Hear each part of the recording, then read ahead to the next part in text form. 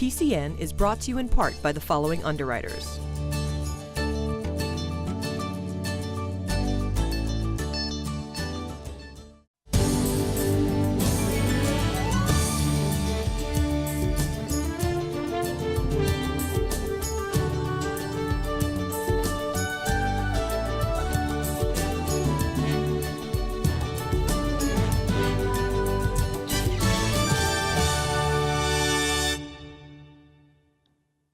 This week on PACTV Community News, we have exciting stories from Duxbury, Kingston, Pembroke, and Plymouth. We meet a Pembroke resident who stars in a Bay Players production, and we stop into a solar discussion put on by Sustainable Duxbury. PCN heads to Manomet Youth Center to hear about their recent upgrades, then over to Plymouth South High School for an art collaboration with the Votech School. We have several series segments to bring you. Doctor's orders for a drug addiction collaboration at BID, health and wellness with youth exercises at Kingsbury Club in Kingston, and Town Talk brings Duxbury's town manager to the set. It's a full show, and we begin with an exciting visitor to Plymouth Memorial Hall this week. The presidential race is certainly revving up in this country, but it got a little more exciting this week in Plymouth when candidate John Kasich came to Memorial Hall. PCN was there to bring you the story. It's 2016, an election year, and not even America's hometown is immune to high-profile presidential visits. And what's more perfect for the town that founded a nation than a good old-fashioned town meeting with a presidential hopeful? I'm elected President of the United States. There will be nobody calling the shots. Then shots will be called by you. If you've never been, PCN stopped in. We got to know the candidate a little bit. Heard how the candidate met his wife. I called my mother and I said, this congressman just asked me out to lunch, Mom, and she said, oh no. And heard a little bit about their life together. A couple hours later, I got flowers delivered to my desk with a note that says, the president may be mad at me, but I'm mad about you. Then came the real test of campaigning. Questions from citizens. It's right here, sir, yes. I wanted to know what your plan is to support the firefighters, the police officers, and the teachers, the unions, and Protection of religious liberty. Religious liberty. I work with veterans. 22 veterans a day dying by suicide. What's your plan? How do we end it?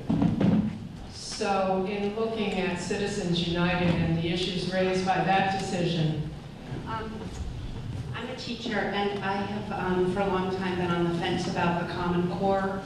What are your opinions on rebuilding the military? Okay, how old are you, kiddo? I am 14. And what I think about you is, so I called some relatives in Ohio, and I asked them what they thought of me. It was good.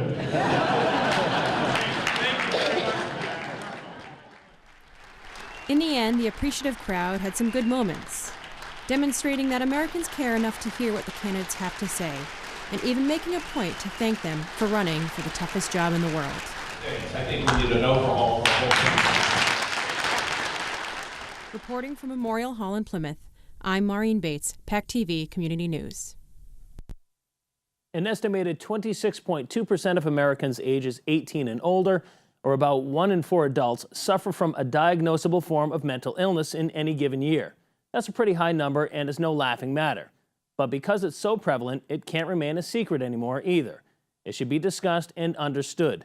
The Duxbury Bay Players are taking on a production of the Tony Award-winning play Proof, which tackles the disease head-on. Arriving early for rehearsal, we were able to catch the cast and crew of the play Proof as they were putting together parts of their set. Proof is the latest foray into the world of dramatic theater for the Bay Players, as this production tackles the heady but always relevant topic of mental illness. Back in 2000, the play debuted as an off-Broadway production. It eventually moved on to Broadway, where it won a Pulitzer for Best Drama and Tony Award for Best Play. Now, 16 years later, it can be seen here at the First Baptist Church on Tremont Street in Duxbury, and it features actors from Pembroke and Plymouth. The story centers around the daughter of a recently deceased mentally ill mathematical genius who shares similar traits in both regards. Playing the role of the older sister, Claire is Duxbury Bay Players president and Plymouth native Polly Devlin. My character, Claire, is the older sister who just kind of wants to come in and fix everything and make everything better, but somehow makes everything worse and is just, you know, not the best person. Devlin's role is practically the opposite of what her real life entailed, in which her older siblings were the ones who left her behind after their mother passed away when she was younger, a fact that wasn't lost on director Emma Manley.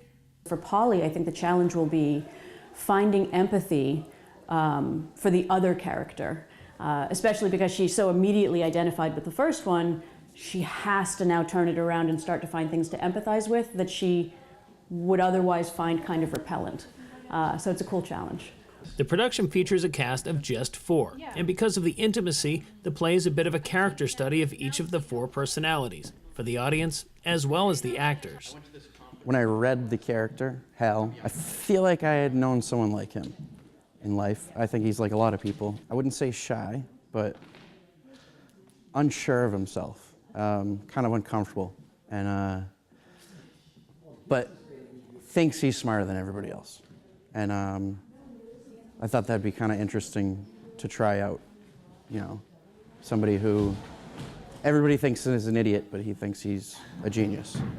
For those unfamiliar with the Bay Players, this nonprofit community acting company, whose membership includes 13 South Shore communities, is celebrating its 60th anniversary. They're a terrific group of people to work with. This is my first outing with them, but they've been nothing but supportive. They have a rich history in Duxbury, and they're very much connected with this location and with the church, and I think it's been a really fantastic relationship for both groups. And in the coming year, there is going to be a celebration for the 60th anniversary, which is really fantastic. And I'm honored that they were willing to take on an unknown quantity and let me be part of that celebratory year. It's been really great. Up until recently, mental illness was a bit of a third-rail topic. Polly Devlin thinks the play is just the right vehicle for the audience to unpack preconceived notions of the disease and hopefully remove the stigma surrounding it. You know, a lot of times when you hear somebody talk about mental illness, you just sort of like dismiss it and like, it's not really a real thing, whatever, everything could be worse, buckle up, whatever. But it's really a debilitating disease, and I think the show is a really good platform to sort of talk about it and understand that, you know, though this is a part of who somebody is, it's not the entirety of who they are, you know. The play can be seen on the final 2 weekends in the month of March. Reporting from Duxbury, I'm Brian Sullivan for PACTV Community News. Sustainable Duxbury is a group of residents committed to encouraging residents and the community to become more sustainable through practical energy-saving measures. They hold events to bring awareness to their mission, and PCN stopped into a recent one titled Let the Sun Shine, which is all about solar energy. And Mike and Dave Murphy here at the library. So tonight we're doing a forum on solar panels here in Duxbury. It's an opportunity for folks to learn more about the whole process of getting solar panels, how consumers can save some money on their electricity costs by installing panels in their home, and obviously there's an environmental benefit as well. So it's great. We got some experts from the state, from the private sector, and we have some homeowners who've actually done this and can kind of share their experiences. And I'm just here to moderate and make it all run smooth. So we have Andrew Belden here, who's from the Mass Clean Energy Center here, which is a state agency that helps to advocate for renewable energy and particularly solar. And so he's really got some expertise that he can share that'll be helpful to our audience members, and frankly myself as well. It's always good to hear from the experts about this issue. It's been in the news a lot as of late, and we're trying to make progress to continue to make sure solar is a viable and growing industry in Massachusetts. So pleased to have Andrew. And we also have Vikram Agarwal, who's a solar energy installer, who's going to talk about that side of the process. So we got some great experts and some local Duxbury folks who are going to share their stories, so it should be a good event. Just want to thank Sustainable Duxbury and the Duxbury Free Library for putting together the event tonight. They did all the work, so they really deserve the credit here tonight. We're going to talk about kind of the market dynamics and some of the incentives that are out there, and a new program that our organizations run called the Mass Solar Loan. So I really appreciate the opportunity to come down and speak with the folks in Duxbury about what we do for a living at the Massachusetts Clean Energy Center. Energy Sage is an online marketplace for solar. We are helping homeowners and business owners shop for solar online. We help consumers get quotes from multiple high-quality pre-screened solar installers and help them compare these quotes in a apples-to-apples format. So this evening I'll be talking a little bit about the solar market, I'll share some data of what the prices for solar are in Massachusetts, what different solar panel brands are selling in Massachusetts and why, how people are financing them, at what terms, and how people can use Energy Sage to research solar and then shop for solar. It's good for the environment, which is one of the first things we thought of. And the secondary one is that it's a financial incentive. We pay a zero electric bill every month, and we have for the last 9 months, and we foresee from now on we'll have a zero electric bill. We're hoping for a great turnout. We've hosted a number of these discussions, and we're always looking for, oftentimes we seem like we're preaching to the choir, and we're hoping to reach out to expand that base a little bit. It seems as though the response has been really good based on the publicity that we've done and calls that we've gotten some from people that are interested in coming. We're hoping that more and more people would have the ability to take advantage of solar. But was reminding me about the event. The Manamet Youth Center has been a place for kids to go after school for generations. There are plenty of parents now who bring their kids there who used to go there themselves.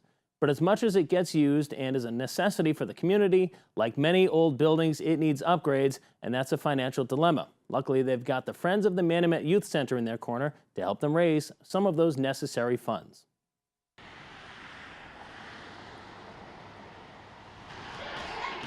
Our organization is a confirmed nonprofit, 501c3, and we're called the Friends of Manamet Youth Center, and the monies we raise helps the Manamet Youth Center, and we upgrade the building and help them with programming and things like that, and purchase games and stuff, so we don't have to burden the taxpayers any more than they already are. One of our biggest supporters was Best Chrysler Dodge Jeep Ram of Plymouth. They're a new car dealership, and last year they gave us a brand new 2015 Jeep, and we were able to raffle it off and raised almost $60,000. And all of that money has come into the Manamet Youth Center and is coming into the Manamet Youth Center. We have already done a few upgrades to the building. We installed an HVAC system. We've also installed a new electrical panel, upgraded the electrical panel, and that was thanks to Glen Electric, who donated that, and Northeast AC, who is Carl Bruno, and he actually did all the work for us at cost. I would say some of the other stuff they've done is down in the game room that we're in. They've refurbished the pool tables, new air hockey, new bumper pool, new bumper hockey, and the kids love it. So every time we get a new table, the kids are loving it, and they've done that over the last year. What's next is we are going to replace all the gym lights and go more energy efficient with LED lighting.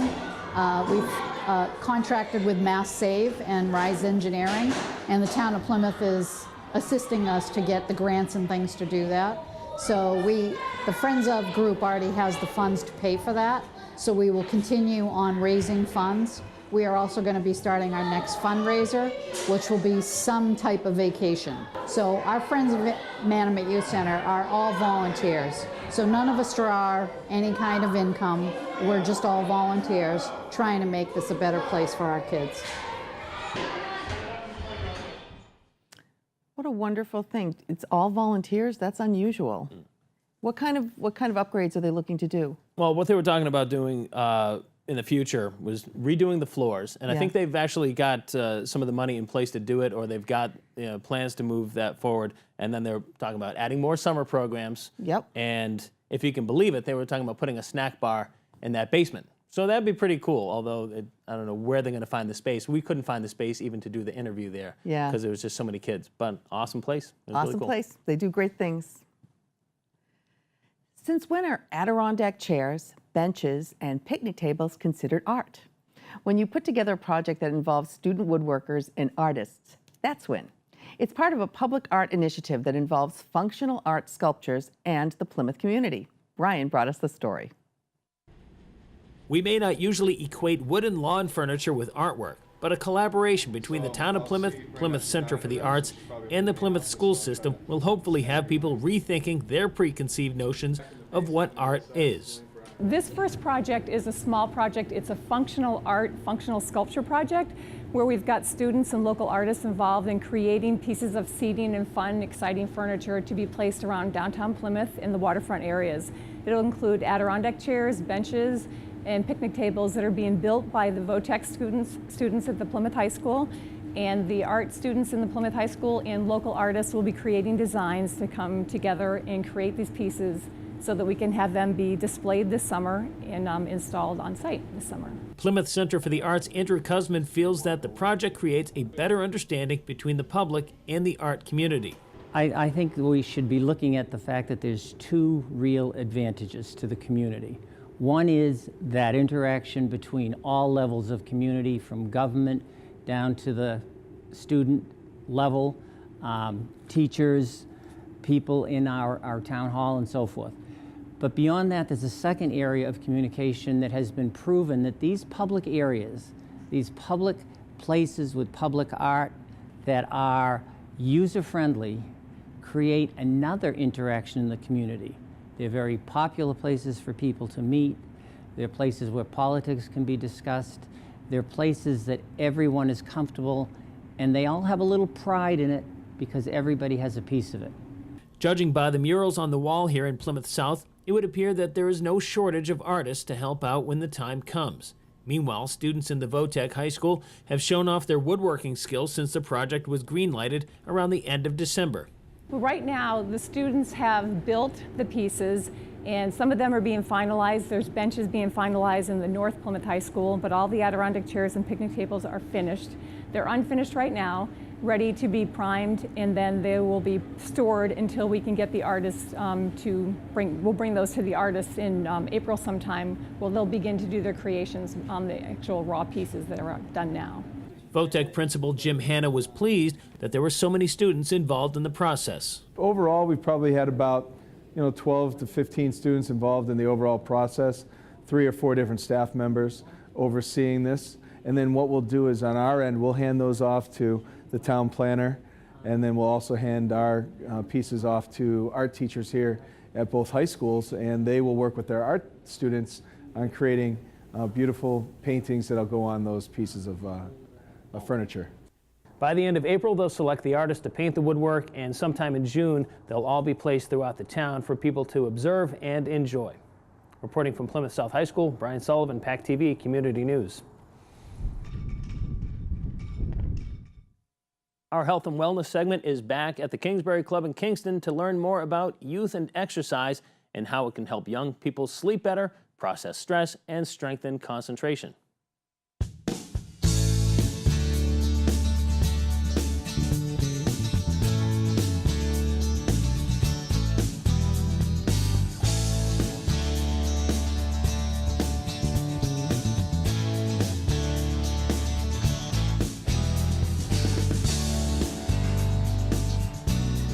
Hi, I'm Kim Sweeney with the PCN Health and Wellness segment, and today we're talking about kids yoga.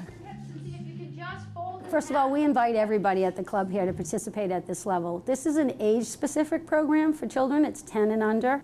Well, this is an obvious setting to slow the children down a little bit. They do a lot of tumbling on their own. They do a lot of jumping, and this actually lengthens the muscles from an anatomical correction for them. Helps them to not have any injuries.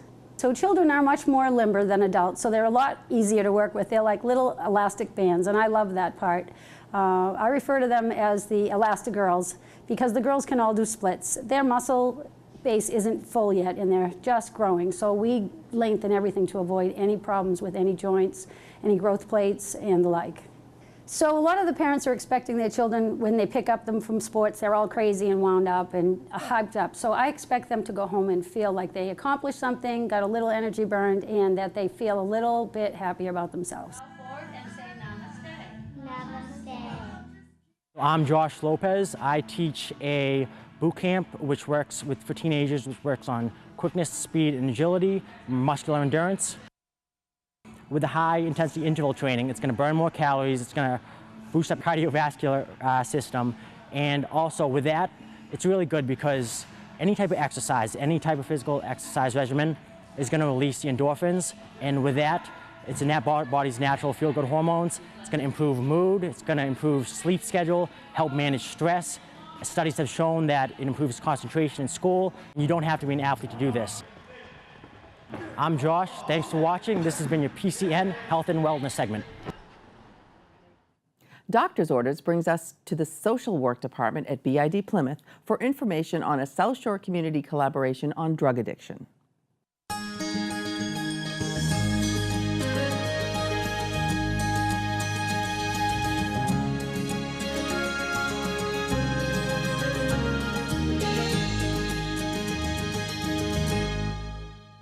Hi, my name is Sarah Cloud. I'm Director of Social Work for Beth Israel Deaconess Hospital in Plymouth, and I'm here for PCN, Doctor's Orders, to talk about the opiate epidemic that is touching the lives of so many of us. There's really no one that I've come in contact with on a daily basis that hasn't been greatly affected by the epidemic. And we are very fortunate in this area to have a community of partners that are very much focused on and wanting to provide treatment and access to people who are really struggling with the epidemic.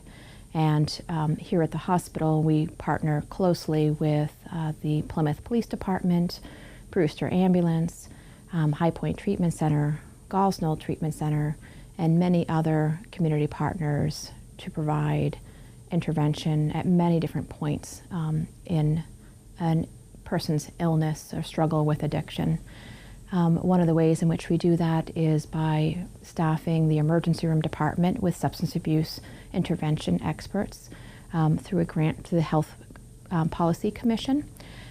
We also work very closely with the police in doing opiate follow-ups in the home 24 to 48 hours after the overdose if the individual doesn't engage in the emergency room and doesn't seek treatment from there. We're going back out with the police and offering a bed, a detox bed, or treatment, and offering a ride right there in the moment, and have been pretty successful in people wanting to accept that opportunity for treatment, and also having the opportunity to really reach out to the families who are so greatly affected by this epidemic, and watching their loved one go through this is really hard. So the other piece that's really helpful is that we have a lot of really great resources for family support in Learn to Cope, the Addict in the Family, and many others that are here to help people get through this process and get to the other side of hope and recovery. So information could be available at our website, and we wish you the best of luck in the process. Town Talk this week brings Duxbury Town Manager Rainey Reed to our set. Welcome again. Thank you very much for having me. I appreciate it. Thank you for being here. Lots of stuff over the next few months in Duxbury, but let's go to this past winter has not been so bad so far. No, it hasn't. Thankfully, we haven't had as much snow as we have in years past. Last year, with the record snowfall, we had over 9 feet. Thank God this year we didn't have that problem. But we have had a different kind of winter. What we've been presented with are messier storms, if you will. We've had a lot more trees down, branches down. So while the workload has sort of remained the same, it's been a different kind of work. Right. So our Lands and Natural Resources Department through the DPW has done a terrific job maintaining the roads and cleaning up, making sure that the roads are still passable. But again, thankfully, we don't have the snow that we did last year. Right, and it's all melted at this point. Whereas Correct. last year we still had about 5 feet. Yeah, on the yeah, ground. it's been remarkable, and as a result, there's been some savings to that. We haven't had to do as much overtime work, so Right. our budget is probably down by at least half of what it was last year. Which at this is great. time. Yeah, which it's is great for the terrific. town. Let's look ahead to the spring and the summer and going to the beach. So what about the beach stickers? Well, beach stickers are available. They are on sale now through the Treasurer Collector's Office. Yeah. They can be purchased online by going to the town's website. A couple of years ago, we instituted a program where they could be purchased online. If people buy them now, they get a discount if they can purchase them between now and May 1st. After May 1st, the rates will increase. It's a modest increase. The rates have remained the same for the stickers, though. Terrific. It's $160 for a resident sticker right now. It'll change to $180. Okay. And the non-resident stickers are $295, and those will go up to $325 after May 1st. So get your beach stickers now. Absolutely. Everybody, get your beach stickers now. Absolutely. Okay. Now let's talk about the next big event, which is your town meeting. Correct. Okay. Our When town is meeting- it? Our town meeting is coming up. It'll be Saturday, Saturday, March 12th. Yep. It'll be starting at 9 o'clock at the Performing Arts Center on St. George Street, at Duxbury High School. We have 40 articles on the warrant, of which 3 or 4 have already been decided that they'll be withdrawn by the proponents of the articles. There's a whole host of different issues. There's something for everyone on the town meeting warrant, was what I like to tell everybody. Give us some top items. 2 of the big ones. The first one is there's a citizens petition that considers changing the town meeting date from March to May, which it's an interesting concept. A lot of the communities around us start their town meetings either in April or May, end of April, beginning of May. You're early. You're really early. We are one of the earlier communities in the state. Last year, it actually had an impact, and I don't take a position on it either way, but last year, the scheduling had a tremendous impact on it in that in trying to get our boards together to meet, we found ourselves closed on 5 Mondays in a row because of weather. Yep. And the snow. Yep. So we had to push our schedule back, which sort of cramped our time frame getting ready for that early March town meeting. Sure. So in some cases, it might be good. Other times, though, it could be problematic because that's when spring sports start up. So I think what will happen is you'll have the folks that are interested in changing it, trying to make it more accessible to a lot of the snowbirds that go away for the winter. Yeah. But then I think there'll be the other group that says, well, that's when spring sports are really starting to ramp up. So I think it'll be an interesting discussion and either way. There's points on both sides. Absolutely, absolutely. Another big thing is going to be about the excise tax. Yeah, there's a proposal to adopt a local excise tax. A number of communities around us have done the same thing at a higher rate. Ours is 0.75%, so basically 75 cents. And this isn't really an excise tax like you think of for your car. This is a food tax. It's a meals tax. Meals tax, and we don't have a lot of restaurants in Duxbury, right. But it would be applicable to all of them so that anytime you go in and spend some money, there'd be a little bit going to the town. And the end result could result in about $94,000 in increase to the town's general fund, which would be certainly helpful. Right. And all the towns, I know we do in Pembroke, we have one. Yes. I think most of the surrounding towns Pembroke have a meals has it, tax. Marshfield, Kingston, Carver, Plymouth, all the towns essentially around us have it, and Right. they've adopted it. So there's a number of communities that have gone this way. So we'll see what the voters decide then. Right. And the voters will have their say. So it starts on Saturday the 12th? Saturday, March 12th. And it'll starts go at to 9 Monday, o'clock. probably. Based on the warrant that we're seeing now, I think it'll go into Monday evening, which will reconvene again at 7 o'clock on Monday evening. Okay. And then after that, 2 weeks following that, we have the town Your election. town elections. Okay. And do we have any? We have a couple of contested races. We have the moderator position is being contested. There are 2 people running for that. And we have a 4-way race for 2 seats on the school committee, which should be interesting. The school committee is looking at some serious turnover because we've got a new member on there last year. We're going to have 2 new ones this year. So the majority of the school committee is going to be fairly new. They'll all be, the majority will be 1 to 2 years of experience. So it's a good exercise, though. It's a dynamic time to be on a school committee or be voting for people like that because it will be people will be infusing new blood, new ideas. Yep. And there'll still be the veteran members that are there that can help guide them along the way. Which is great. Yeah, it's always good. Excellent, excellent. Great information as always. Oh, Thank you so much. Thanks for having me. Thanks for being here. Thanks for watching this week. Our website has replay times as well as links to each story. Please follow us on social media for more information, and we look forward to seeing you next week on PACTV Community News.